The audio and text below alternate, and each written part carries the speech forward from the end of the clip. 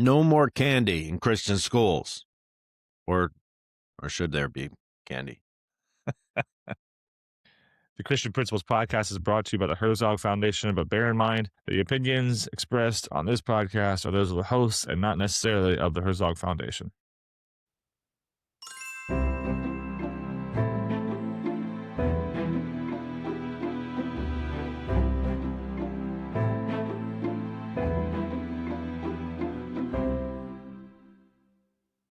Welcome to the Christian Principles Podcast. I'm Matt George. And I'm Mark Zockoll. Today, we're going to talk not about candy so much, though that has to be a part of it, because giving candy, I mean, teachers do it. You probably do it. Students definitely do it.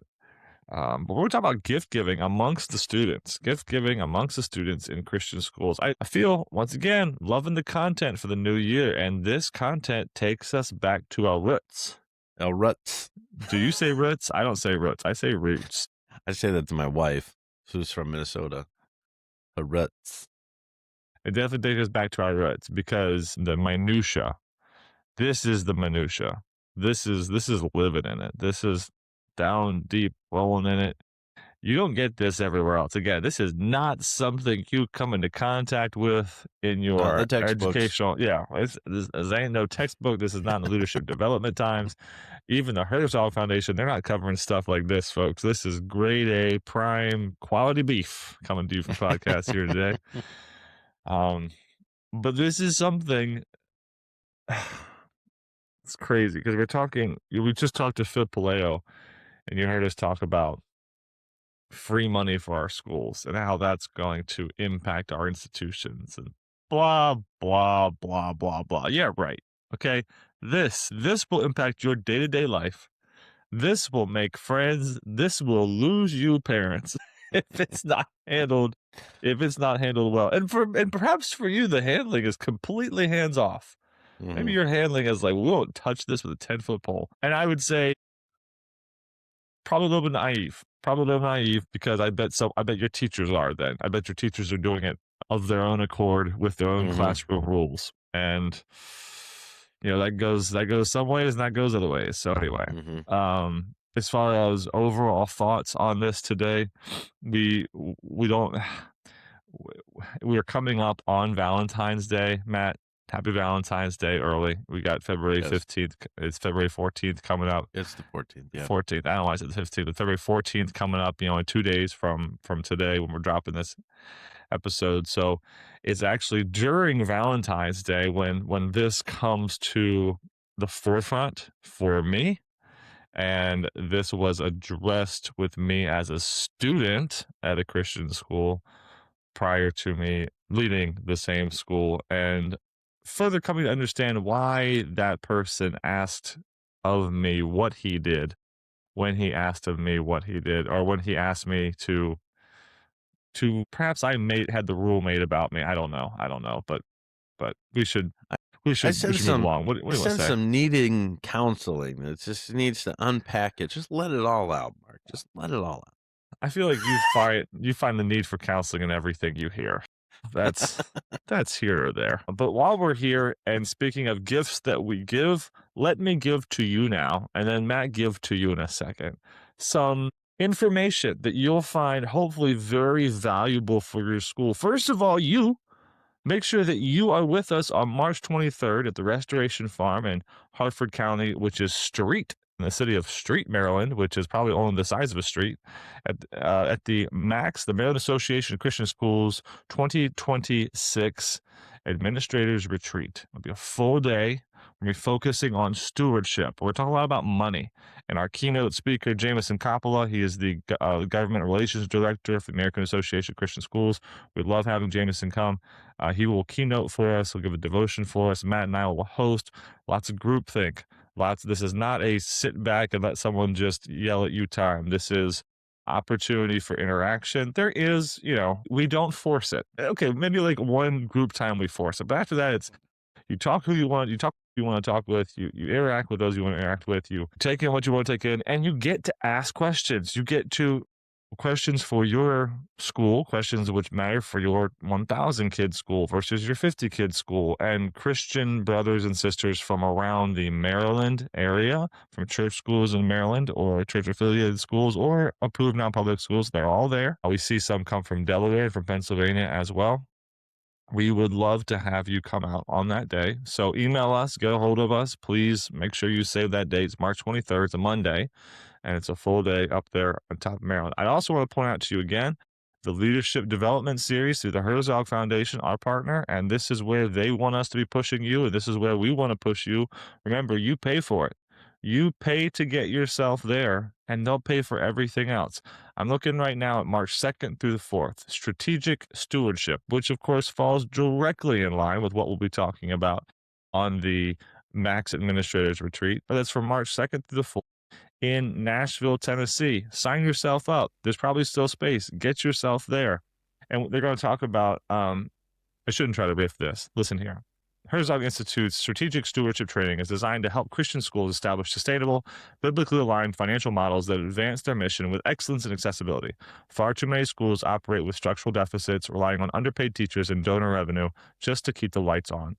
This workshop reframes the mindset and provides leaders with tools to move from scarcity to strategy. Got day 1, 4 p.m. to 8 p.m. hotel provided. Day 2, 8 to 6 hotel provided. Day 3, 8 to 12:30. Remember, this is for your head of school, chief financial officer, school board members, finance committee members.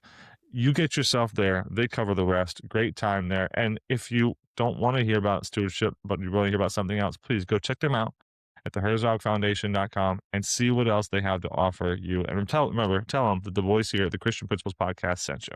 Matt, how about the GradeLink system? You know, as a host, I actually use GradeLink myself, and I can't recommend it enough. It's been a huge help in keeping things organized and making sure our school's administration runs smoothly. So, if you're part of a school that needs a reliable system, head over to cpp.gradelink.com and see what they can do for you. Okay, so it's time to now go back and talk about gift giving, and specifically gift giving among students. We didn't say this before, other than to read the title, but we're talking about gift giving among students, not amongst the faculty and staff, okay? The faculty and staff, we're going to assume they're adults, they can handle Christmas and whatever else is they need to. I know. I didn't get one. We probably should work on that, though, Probably because should talk about it's not good when maybe make that a part of your faculty orientation that, hey, remember Christmas time how you felt as a kid when you didn't get XYZ. Like, remember that because it happens as an adult as well. And sadly, it very much does. Okay, I shouldn't say we don't need to talk about that. We should talk about that too at some point. But today, the students. Matt, at your Christian school, is there a policy currently on gift giving at your Christian school? There is a policy. And I believe I did inherit that policy from somebody that came before me. And as I before me, I think possibly because of me, I'm not sure. It might have been before me. I don't remember, but I wasn't reading the handbook as a kid, even though I signed off that I did. It's definitely one of those things. It's one of those policies that as you're reading through it, you're like, you know what? This one has a story. There's history behind this policy. This isn't just thrown in there. This wasn't some administrators like, I got a great idea. I got something that's going to really help us out. I mean, not it's a bad policy. I think it's a good policy. But yeah, it's definitely one of the, you get to it and you're like, there's a story behind this one. There's a story, man. There's definitely a story here. Okay, so your school has a policy. Matt, this school policy of yours, it's focused on students. It's focused on their during the school day, drop off to pick up, and anything that would be delivered for a birthday, for a holiday, anything that would be considered a gift. And what does your policy say? What does your policy ask of the students? Yeah, so I would say, along with the students, it is directed to parents as well, because you're going to get the parents that are going to want to also, come in and love on their kid during their birthday and whatnot. The main heart behind that policy is make sure if you are going to bring things in, there's kind of two steps to this. One, that you are including everyone within the classroom, especially within the elementary grades where, they're in their homeroom, that we're not just singling out individuals, but, it's something that's all inclusive. But then outside of like, cupcakes or those kind of things that we've talked about often on this podcast.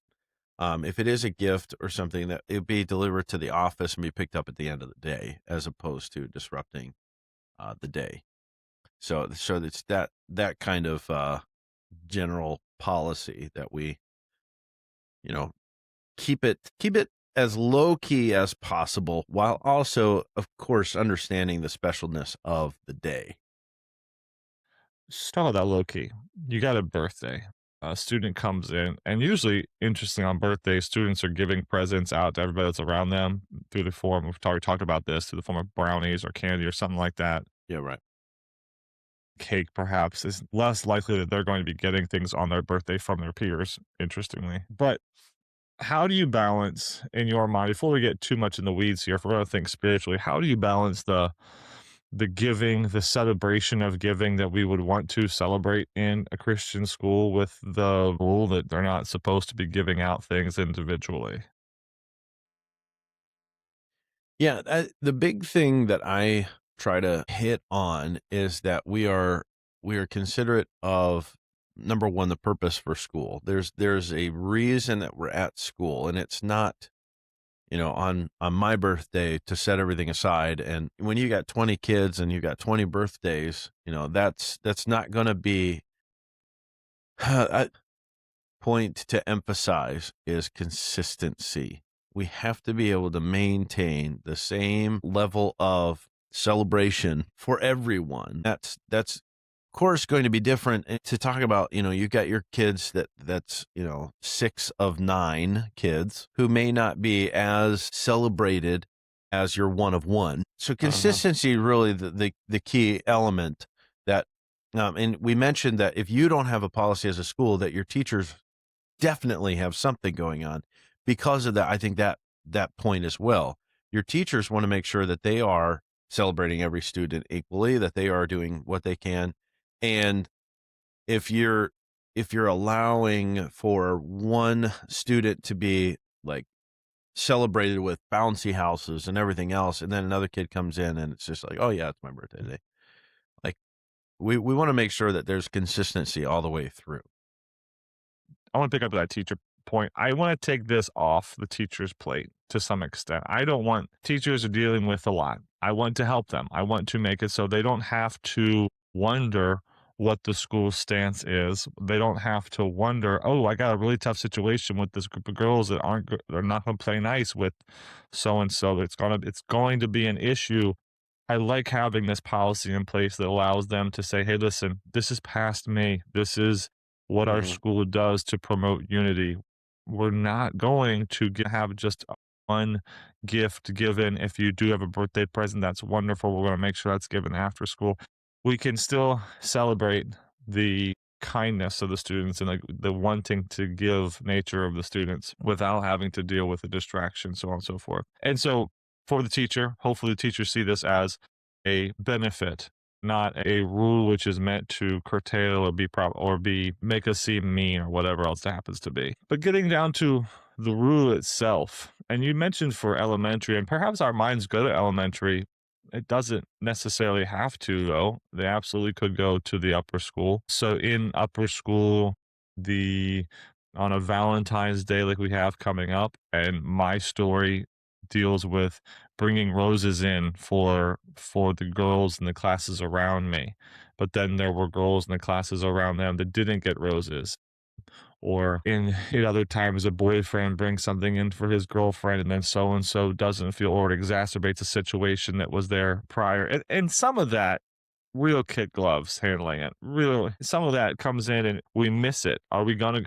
We miss the gift exchange in the locker. Are we gonna go chase that down and tell them to put it back in their Yeah. car? Like, some of this Yeah. has to be really carefully handled, but the expectation would be that on those days, we save that sort of thing for that secondary student's date after school. Like, do this after school, during school, celebrate being together. It's the same line we would make with their relationships. Celebrate being together, enjoy the time you have with that person uniquely, individually, when you're not in the corporate setting of the school, so on and so forth.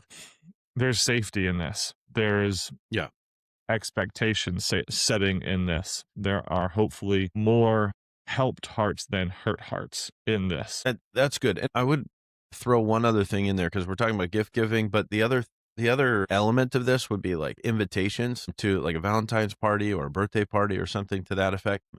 Even the passing out of invitations, like, we strongly urge parents, not just strongly, like, we will not pass them out. If they come into the classroom, Mhm. we're not passing them out. We will give them to the child and say, "Hey, at dismissal, you can go outside and you can hand them out as your classmates come outside." And parents have done a pretty good job with that too, just because of that same thing. We want to continue celebrating together. We want to work on character building, and we want to work on these other things that we're dealing with every single day, regardless of the celebrations. You mentioned about high school, like there's going to be, because of the passage of classes and at lockers and everything, that you're not going to catch everything, as you said. But when we're just continuing to encourage, hey, think about others. Think about, how that little one-on-one gift giving or whatever it is, how it affects other people. You've got to be thinking about those kind of things within our setting. And I think our setting, because we're so small and compact many times, not all the time, but many times, it does have a bigger ripple effect that kids cannot anticipate. Parents often do not anticipate, but teachers and the administration have to deal with every single time these things happen. So, yeah, get ahead of the Mhm. game, be in control of it as well. I think that's just the other thing. If you can control this, you're helping your community, your school community as a whole, because as Mark said, you're taking the responsibility off the back of the teachers. And I've seen good teachers be proactive in these things, even with the Yes. policy. Yeah, Even with the absolutely. policy, they can say, "Hey, I know we have 12 birthdays this year, and I wanna make sure every kid is celebrated equally. This is how I really want it to be done." And working with parents love that. Parents love that communication. They Mhm. know what's expected of them. It's really good. So even if your school policy isn't as thorough as, "On your child's birthday, you must bring in cupcakes at 11:55," whatever it is. You can definitely encourage your teachers, "Hey, we have your back on this policy, so it's not a burden on you. But here are some other ways that you can definitely make it even that much stronger." Awesome. You bring that up takes me to where I wanted to go and couldn't think of a moment ago. If we floated through the main holidays available to us, right? Birthdays, you nailed that one. Is there a birthday policy at your school? And even think of it this way. Forget the gift giving among students. Do you have a birthday policy at your school, which again helps your teachers? Not one that frustrates and Right. limits, but one that helps your teachers understand what your expectations are. Because if you have 20 students in the classroom and you value content, are you going to willingly give over 20 hours of instruction throughout the year to whatever it happens to be? Or are you going to encourage them to make sure that they have a specific time of their week where they have celebrated the birthdays of that week? Or that, think through that, work through that, and then allow the gift giving policy to further augment that, understanding that the teacher's going to have. I think of especially rookie teachers who haven't, again, they haven't been trained on this. This does not come through in education courses, how Mhm. you're going to deal with birthdays in your classroom. They probably have from their personal remembrances how they did or did not like birthdays, and they're going to do it their own way until they're reminded of it. And again, that could be quite liberal or that can be quite conservative in their dealings with birthdays. And either one of those could transgress what your mission statement would be. So that's birthdays. We think about Halloween. It's one that comes up during the school year. We've already talked about Halloween can be quite a divisive Mhm. event at our schools. Is there going to be a teacher that allows her students to bring in candy for all? Is she going to remember to get on the front side of that and tell the students that, we're not trick or treating in the classroom, we're not bringing candy in? Or is there going to be one who does, and then her class is the envy of the classes around her? Have you Right. considered Yeah. how that's going to go through? We keep going. We think about Christmas. Christmas is an easy one, where there's presents expected to come to I say easy one in so much that it's easy to distinguish it as a gift giving holiday. Mhm. So to the point you made, are our teachers ready? Have you prepped your teachers to think through and come up with a plan for a white elephant gift exchange? that takes care of it. Or, hey, prime the parents, we're not going to have personalized gifts, or we are, but you got to have 20 of them because there's 20 kids here. Yeah, yeah. Have those teachers worked to prep those parents? Valentine's Day, the ones that were, this is dropping before Valentine's Day. Have you considered in the lower elementary, in the elementary, maybe even middle school, we see a lot of the Valentines floating around the school that get passed, opened up, and thrown away. Just the paper ones that we go out and get. That is what it is. Again, teachers have a time set. If you're gonna have a Valentine's Day party, or you're gonna do something else. But we do consider this more of a secondary. Will there be feelings hurt?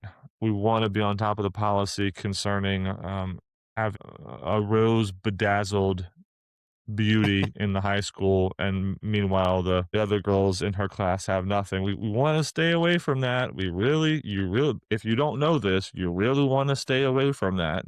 You want to try to Yeah. not destroy the rest of the girls' academic day Right. because someone is touting her rose all day. Yeah. Which again, that's not easy. That takes No. preparation on the front side. That even consider this. Consider talking to your couples beforehand. A point of leadership with the young men who are leading those relationships, Lord willing.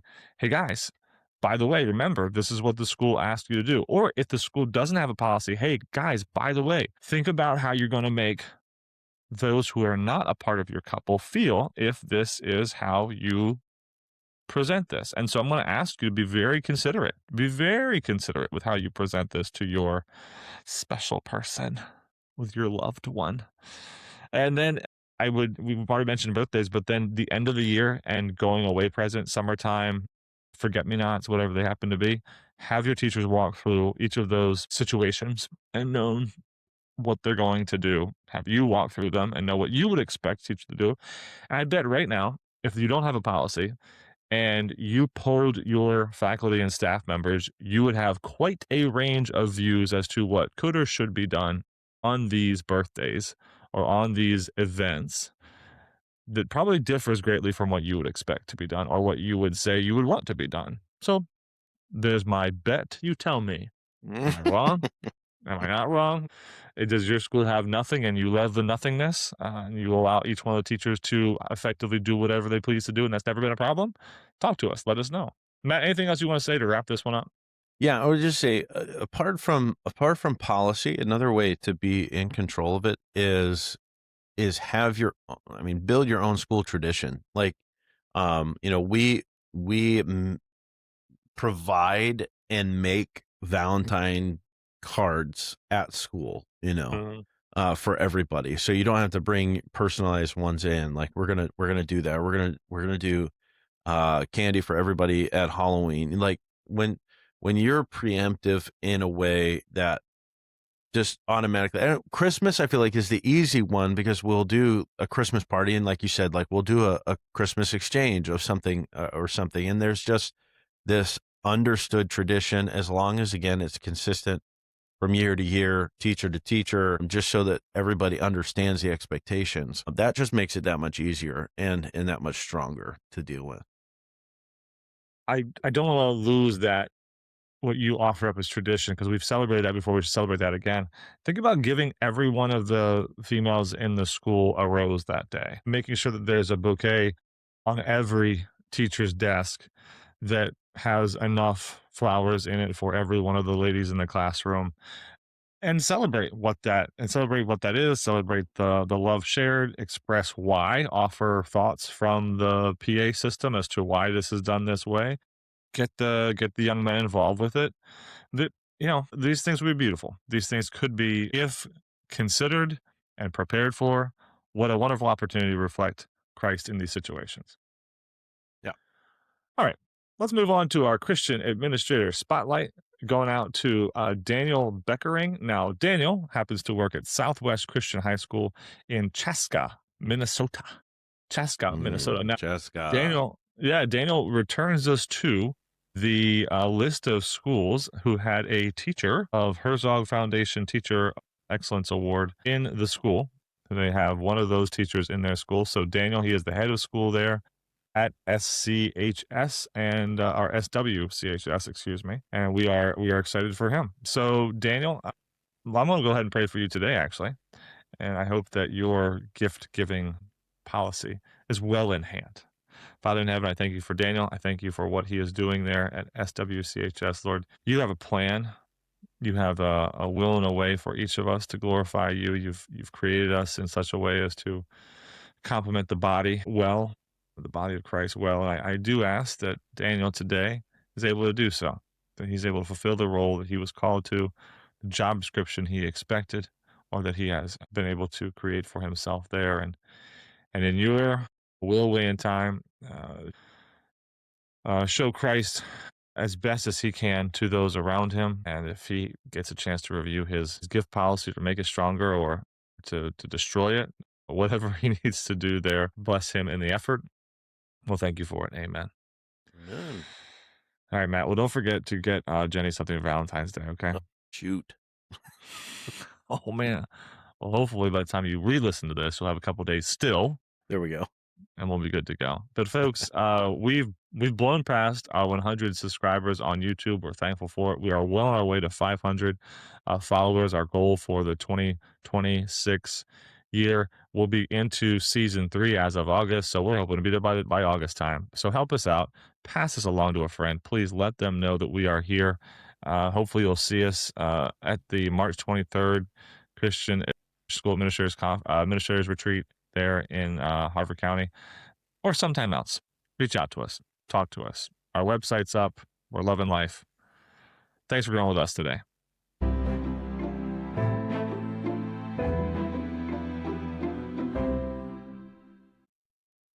We want to thank you for listening.